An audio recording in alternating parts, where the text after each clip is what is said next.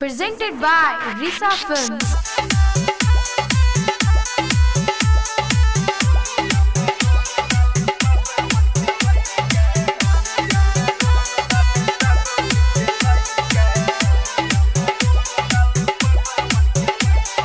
होलिया में रंग डाले जादो जी के लइका।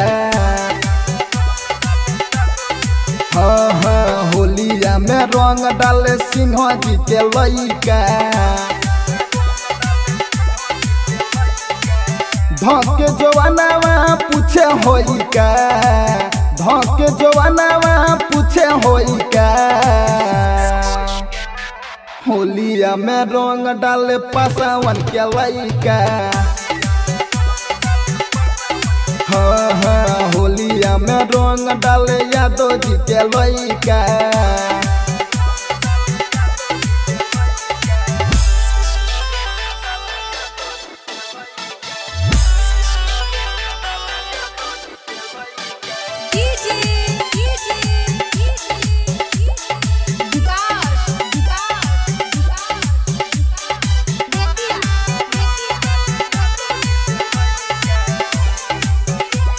Presented by Risa Films. ललका पियर का दहले भीतर से बरपराता।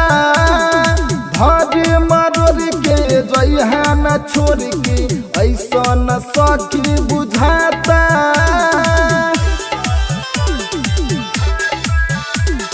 ललका पियर का दहले भीतर से परपराता। धरे मरोर के जइहा न छोड़ के ऐसा न सखी बुझाता।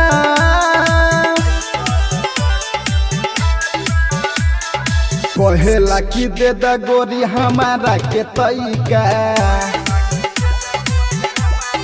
हाँ होलिया में रंग डाले यादव जी के लइका।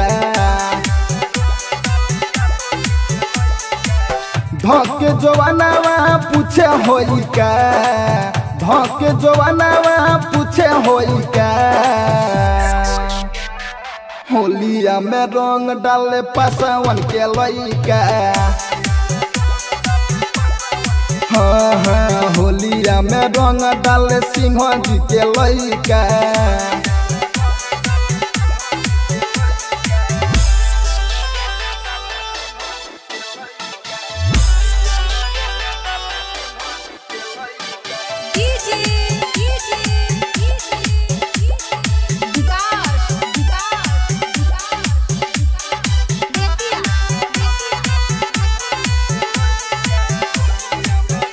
Presented by Risa Films.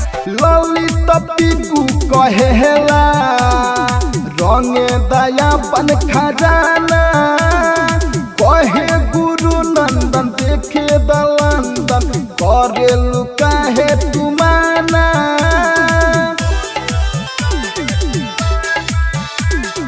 Lalit पीकू कहेला रंगे दया बन खजाना।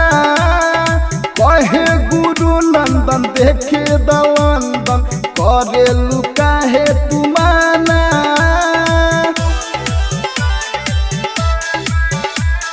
मोटा पिचकारी कहे खोला के देखाई का।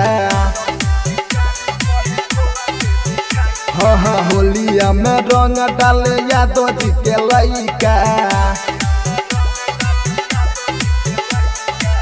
धके जवानावा पूछे होई का, धके जवानावा पूछे होई का।